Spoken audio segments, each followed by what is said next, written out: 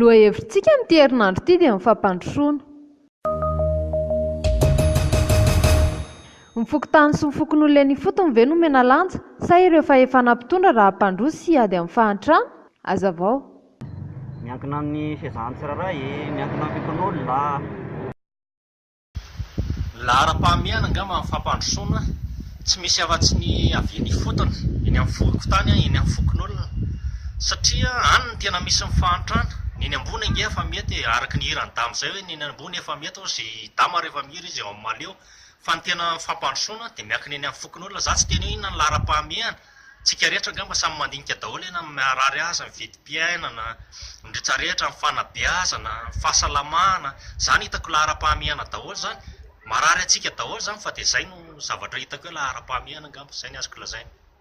Ny tena homendanja angamba dia ny fahefana avy any am-pokotany, satria ny fahefana avy any am-pokotany, filoha-pokotany sy ny namany no tena mahita amin'ny fiainan'ny vahoaka. Isika fokon'olona sy ny fokotany angamba aloha voalohany amin'izay. Tokony miaraka amin'ny fanjakana tsika dia an'izay tsika mandroso, miara-mampandroso.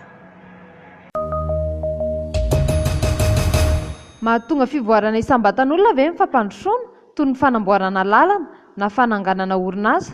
Tena naharesy ny fahantrana ve ireo? Hazavao. Raha hoe manamboatra lalana, foto-drafitr'asa lehibe ny orinasa dia atao hoe mandresy ny fahantrana ireo. Fa raha ohatra hoe matetika manko manao an'izy ireo dia orinasa vahiny. Raha ohatra zany manangana orinasa dia ilay tombotsoa lasa amin'ny vahiny daholo. Misy angamba ny hoe ampahambola mena mirotsaka ao amin'ny kitapo-bolam-panjakana. Fa ny lasa amin'ny malagasy dia tena kely dia kely mihitsy ny arotsaka ireny. Ohatran'izany tsy teny anaran'ny orinasa fa reny mitrandraka reny ankibo mitamy be da be reny. Tsy dia mahazo firy ny gasy ka raha hoe anangana orinasa amin'ireny. Raha mbola tombotsoa amin'ny vahiny tsy hampandroso antsika mihitsy zany. Fa tokony tsika gasy ny manao azy, tsika malagasy ny manao azy dia hampandroso izay. Fanamboaran-dalana ataoko hoe mampandroso, hivezivezena hamoahana vokatra. Fa tsy ny tsika zany tsy tokony hifambotra. Tsy hoe ny mpitatitra indray no ahazo tombony fa tokony mba azo ny mpamboly sy mpiompy mivoaka ny vokany amin'ny lalana dia atao hoe mampandroso koa ny lalana. Anisan'ny zavatra hoe mampandroso ny zavatra ireny. Izay angamba ny azoko tenenina. Raha ny fananganana orinasa aloha zany ny hitako hoe mampety azy kokoa, mamaivana an'ilay fahantrana. Miankina amin'ny fivaran'ny olona ihany fa raha vita tsara tarehy arabe tena tsy mihinana ny olona. Tena vahaolana amin'ny fahantrana satria afaka hifamezivezy ny vokatra. Ohatra eo amin'ny lafin'ny filimpiny, eo amin'ny lafin'ny fambolena ary miasa atao zavatra. Inona no hitanao fa lahara-pahamehana raha tia hampandroso ao Madagasikara? Le hoe fahefana any amin'ny mpitondra ve ny tokony miendanja sa fahefana eny amin'ny fokon'olona ny ifotony?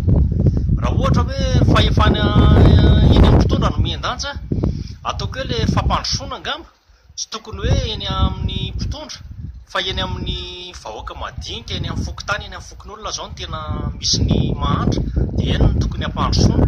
Ka raha hoe fahefana tokony hoe edina amin'ny anohanana, ny fiakaran'ny vidim-piainana tokony hijery ny vahoaka kokoa. Dia amiko zany fahefana avy eny amin'ny fokontany sy eny amin'ny fokon'olona no tokony jerena.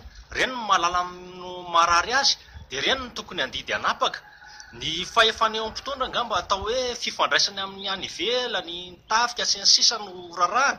Fa ilay fahantrana ataoko dia ny amin'ny vahoaka madinika misy azy. Raha tena tia hampandroso Madagasikara tsika dia ny lahara-pahamehana dia ny mampandroso dia mijery ny fokontany satria ny tena io ny tena ifotony ny fampandrosoana. Zay. Tena vidim-piainana zao no tena hitako tena hampandroso amin'ny Madagasikara raha hoe hitako ny lahara-pahamehana. Dia inona ny lasantsy zao tokony entina ny gasoil, ny vaksina ity zao tsy mandeha mihitsy amin'izao satria tsy mandeha ny olona satria vidim-piainana tena lafo. Raha ny harem-pirenena eto amintsika tokony amidy malalaka amin'ny vahiny dia mba mandroso lara-dalana ireo vahiny ireo dia mandroso tsika.